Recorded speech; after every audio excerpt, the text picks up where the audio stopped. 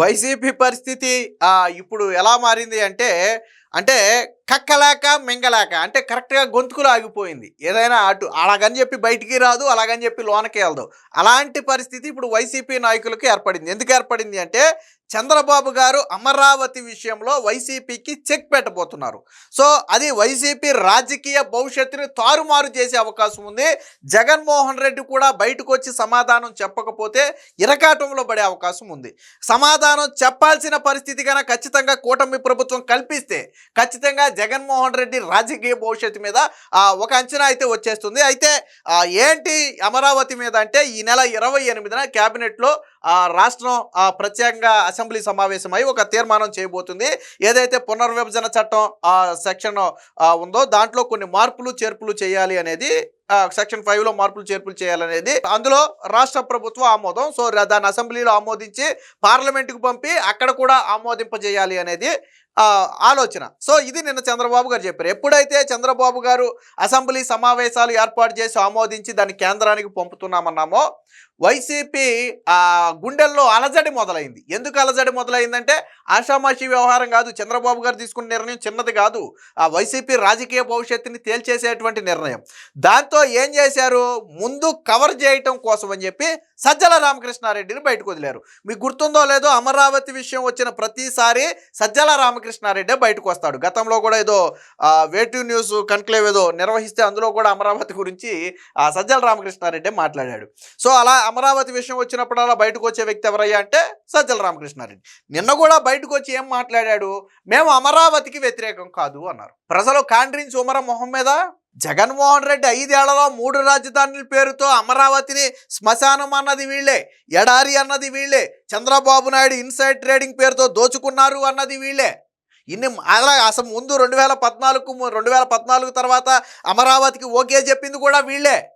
ఇన్ని చేసి ఇప్పుడు అమరావతి రాజధాని, మేము అందులో మార్పు లేదు అని సజ్జల రామకృష్ణారెడ్డి చేత జగన్మోహన్ రెడ్డి చెప్పించే ప్రయత్నం చేశాడు. అంటే మొన్న ప్రజలు కొట్టిన చావు దెబ్బ జగన్మోహన్ రెడ్డికి తత్వం బోధపడేటట్టు చేసింది. 3 రాజధానులు కర్రాఖండిగా జగన్మోహన్ రెడ్డి 5 ఏళ్ల పాటు 3 రాజధానుల మీదే పట్టుబట్టాడు. ఈవెన్ 5 ఏళ్ల పాటు అమరావతి రైతులు ఉద్యమం చేస్తే రోజు వాళ్ళ ముందు నుంచి తిరిగాడు తప్ప ఏ రోజు కాన్వాయ్ ఆపి ఏంటి మీ బాధ ఏంటి, అమరావతి రాజధాని ఇది ఎక్కడికి పోదు, నేను దీనికి న్యాయం చేస్తానని ఏ రోజైనా చెప్పాడా? పైగా వాళ్ళకి వ్యతిరేకంగా ఆపోజిట్ టెంట్లేంచి 3 రాజధానులతో ఉద్యమం నడిపాడు. ఈ 3 రాజధానుల ఉద్యమంలో కూర్చున్న వాళ్ళు ఎక్కడోళ్ళో తెలుసా, అక్కడక్కడక్కడ కూలి పని చేసుకునే వాళ్ళని కూర్చోబెట్టి నెలకు 500 రోజుకి 500 రూపాయలు బిర్యానీ ప్యాకెట్ ఇచ్చి వాళ్ళతో పాటు ఉద్యమం చేయించాడు. చేయించి వీళ్ళ జగన్మోహన్ రెడ్డికి ఇసుకొచ్చింది తప్ప అమరావతి రైతులు పోలా. ఎందుకంటే వీళ్ళు జీతగాళ్ళు వచ్చి కూలికి వస్తారు, కూర్చుంటారు, టెంట్లో వెళ్ళిపోతారు. బట్ రైతులు అలా కాదు. భూములు ఇచ్చి ఒక మనోవేదనతో, ఒక భూమితో ఉన్నటువంటి ఒక అటాచ్మెంట్తో వాళ్ళు భవిష్యత్తు తరాలు బాగుపడాలనే ఉద్దేశంతో ఇచ్చినటువంటి భూమి కాబట్టి వాళ్ళు నిలబడ్డారు.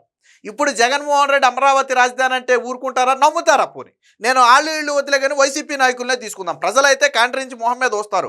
మొన్న ఎన్నికల్లో తీర్పు అదే. అమరావతి జగన్మోహన్ రెడ్డి 3 రాజధానుల పేరుతో వెళ్ళాడు, చంద్రబాబు నాయుడు గారు అమరావతి పేరుతో వెళ్ళారు. ప్రజలు ఏం చేశారు, అమరావతికి జై కొట్టారు. జగన్మోహన్ రెడ్డి ప్రతిపక్ష హోదా కూడా ఇవ్వాల. సో కాబట్టి రాష్ట్రం మొత్తం తిరస్కరించింది. ఈవెన్ జగన్మోహన్ రెడ్డి చెబుతున్న వైజాగ్ కూడా ఈడ్చీడ్చి కొట్టింది జగన్మోహన్ రెడ్డి. కాబట్టి అమరావతి రాజధాని అని రాష్ట్రం ఒప్పుకుంది, అందులో నో డౌట్. అయితే ఇక్కడ సజ్జల రామకృష్ణారెడ్డి ఏం మాట్లాడాడో ఒకసారి చూడండి. ఫస్ట్ జగన్మోహన్ రెడ్డి గారు వైఎస్ఆర్ కాంగ్రెస్ పార్టీ ఎన్ని లక్షల కోట్లు అవుతే ఇది పూర్తవుతుందో తెలియని ఊహాజనితమైన చంద్రబాబు నాయుడు గారి ప్లాన్ ఏదైతే ఉందో దానికి పెట్టిన అమరావతికి వ్యతిరేకం.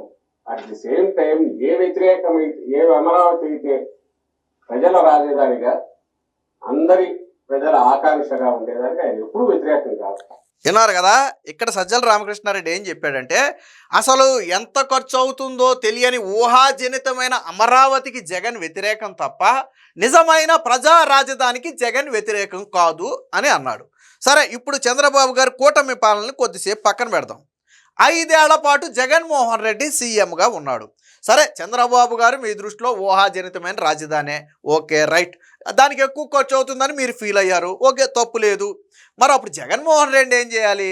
చంద్రబాబు నాయుడు గారు ఇదిగో ఇన్ని లక్షల కోట్లు అవుతుందన్నారు అమరావతికి, సో అంత ఖర్చు అవసరం లేదు, ఒక 5,000 కోట్లతోనో 10,000 కోట్లతోనో మనం అమరావతిని కూడా నిర్మించవచ్చు అని చెప్పి జగన్మోహన్ రెడ్డి ఒక ప్లాన్ రెడీ చేసి ఎందుకు 5 ఏళ్లలో అమరావతి నిర్మాణాన్ని చేయలేదు? సజ్జల రామకృష్ణారెడ్డికి స్ట్రైట్ క్వశ్చన్. వైసీపీ నేతలు ఎవరికైనా సరే ఇదే స్ట్రైట్ క్వశ్చన్. సజ్జల రామకృష్ణారెడ్డి చెప్పింది చంద్రబాబు గారు ఊహాజనితమైన రాజధాని అమరావతికి వ్యతిరేకం. ఓకే, దాన్ని పక్కన పెడేద్దాం. ఆయన టర్మ్లో ఊహాజనిత రాజధాని అనుకుందాం కాసేపు. మీ టర్మ్లో ఊహాజనిత రాజధాని కాదు కదా, మీరు ఏ డిసిషన్ తీసుకుంటే అదే రాజధానికి ఇంప్లిమెంట్ అవుతుంది కదా. మరి అలాంటప్పుడు ఇదిగో అంత ఖర్చు కాదు, ఇంత ఖర్చు అయితే మనం భరించగలం, ఇంత ఖర్చుతో కూడా మనం చెయ్యొచ్చు, ఇదిగో ఇన్ని ఎకరాలు అవసరం లేదు, ఇన్ని ఎకరాలు అయితే చాలు, ఇన్ని ఎకరాలతో మనం రాజధాని కట్టొచ్చు అని ఒక ప్లాన్ రెడీ చేసి ఎందుకు అమరావతిని డెవలప్ చేసే ప్రయత్నం జగన్మోహన్ రెడ్డి చేయలా? ఎందుకు 3 రాజధానుల పేరుతో వైజాగ్లో ఉండటం కోసం ఇల్లు లోటస్ పాది ఋషికొండకు గుండు కొట్టి మడి ఇల్లు ఎందుకు కట్టుకున్నాడు జగన్మోహన్ రెడ్డి? సజ్జల రామకృష్ణారెడ్డి ఎవరి చెవులో పూలు పెట్టాలని చూస్తున్నావు? నేను అడుగుతున్నా. నువ్వు చెప్పింది ఏంటి? అసలు వాస్తవ రాజధానికి మేము అగ్రి అన్నాం. ఆ వాస్తవ రాజధాని అంటే 5 ఏళ్లలో మీరు చూపించవచ్చు కదా. నేను అడిగేది అదే. వాస్తవ రాజధాని అంటే ఏంటి, ఊహాజనిత రాజధాని అంటే ఏంటి? ఆ రెండింటికి డిఫరెన్స్ చెప్పు నువ్వు. చంద్రబాబు నాయుడు గారి తరంలో ఊహాజనితం అన్నావు, ఖర్చు ఎక్కువ అన్నావు, ఓకే పక్కన పెట్టు. 5 ఏళ్ల పాటు సీఎంగా ఉంది జగన్మోహన్ రెడ్డి. నువ్వు కూడా అప్పుడు కీలక పాత్ర పోషించావు, గవర్నమెంట్లో నెంబర్ 2 స్థానాన్ని పోషించావు కదా. మరి అమరావతిలో మీరు చేసింది ఏంటి? అమరావతిని ఎడారి అన్నది ఎవరు? అమరావతిని శ్మశానం అన్నది ఎవరు? అమరావతిలో ఆ వరదల్లో కొట్టుకుపోద్ది అన్నది ఎవరు? అమరావతి భూముల్లో పునాది లేదు అన్నది ఎవరు? ఎవరా సజ్జల రామకృష్ణారెడ్డి? ఎవరన్నారు ఇవన్నీ?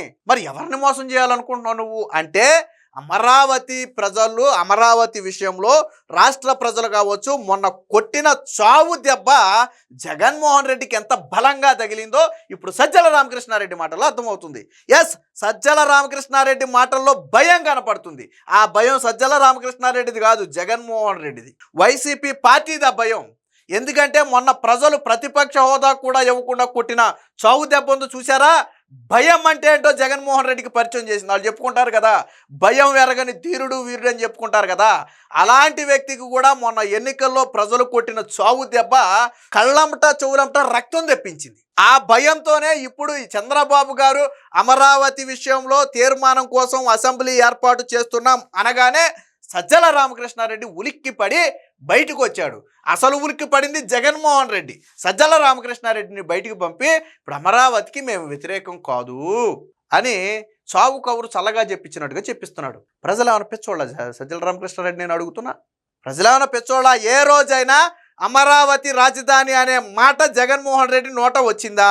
అరే 30,000 ఎకరాలు ఉండాలి, 35,000 ఎకరాలు ఉండాలని జగన్మోహన్ రెడ్డి ఒప్పుకున్నాడు కదరా నాయన.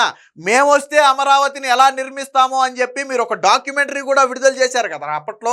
మరి అలాంటిది ఈరోజు ఎందుకు ఈ మాటలు? ఇంకేం మాట్లాడాడో ఏనండి ఒకసారి. కాదు కాబట్టి 19 ఎన్నికలకు ముందే మనం నిలబడిన ఇక్కడ చంద్రబాబు నాయుడు కంటే చాలా ముందే భూమి కొనుక్కొని ఇక్కడే ఆఫీసు, ఇక్కడే ఇల్లు కూడా కట్టుకున్నారు శాశ్వతంగా.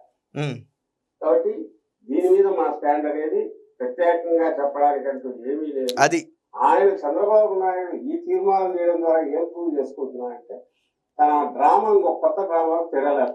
సో ఇది అసలు భయం ఏంటంటే చంద్రబాబు గారు తీర్మానం అనగానే వైసీపీ గుండెల్లో ఒక బాంబు బ్లాస్ట్ అయింది.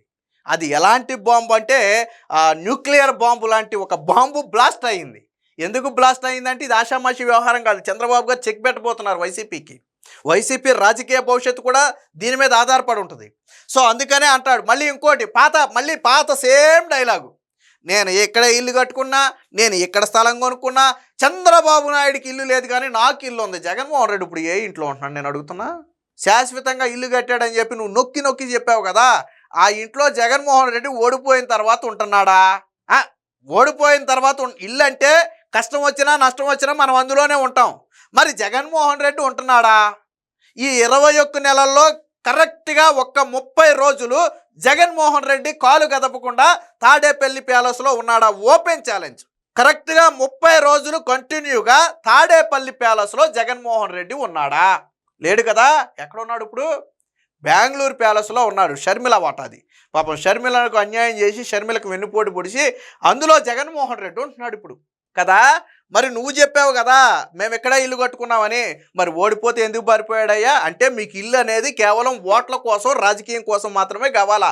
ఈ తాడేపల్లి ఇంటిని ఎప్పుడు వాడతారో తెలుసా వీళ్ళు, ఈ అమరావతి ఇష్యూ వచ్చినప్పుడు వాడతారు. మీకు గుర్తుందో లేదో 2019 ఎన్నికల సమయంలో కూడా జగన్ సేమ్ డైలాగు, చంద్రబాబు నాయుడికి ఇక్కడ ఇల్లు లేదు నాకు ఇల్లు ఉంది, రోజాతో చెప్పించాడు ఏమని, మా నాయకుడు ఇక్కడే ఇల్లు కట్టుకున్నాడు, ఇక్కడే ఉన్నాడు, అమరావతి రాజధాని కాబట్టే అందరికంటే ముందు ఇల్లు కట్టుకున్నాడు అని చెప్పి రోజాతో చెప్పించారు.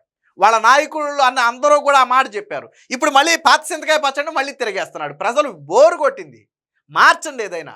మళ్ళీ అదే ఇల్లు కట్టుకున్నాం అదే. ఇప్పుడు నేను అడుగుతున్నా కదా, జగన్ ఎందుకు లేడు 21 నెలల్లో ఆ ఇంట్లో ఎందుకు లేడు అంటే, గెలిచి సీఎంగా ఉంటే మాత్రం ఇంట్లో ఉంటాడు, ఓట్లు అవసరమైనప్పుడు మాత్రం ఇంటిని వాడతారు, కానీ ఓడిపోతే మాత్రం పారిపోతాడు పక్క రాష్ట్రానికి. అదా మీరు చెప్పే క్రెడిట్? అంటే వైసీపీలో ఎంత భయం పుట్టింది అనడానికి సజ్జల రామకృష్ణారెడ్డి మాటలే ఒక ఉదాహరణ. ఏది ఏమైనా అమరావతి విషయంలో వైసీపీ ద్వంద్వ వైఖరి ప్రజలకు తెలుసు, మొన్న ఎన్నికల్లోనే బయటపడింది. 3 రాజధానులు అనే దాన్ని పూర్తిగా తిరస్కరించారు.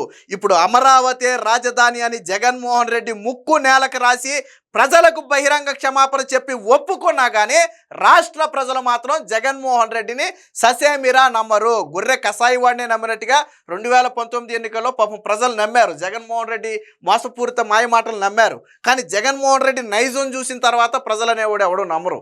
సో దొంగ చేతికి తాళాలు ఎవరైనా ఇవ్వాలనుకుంటారా, లేకపోతే హంతకుడి చేతులకి కత్తి పెట్టాలని ఎవడైనా అనుకుంటాడా?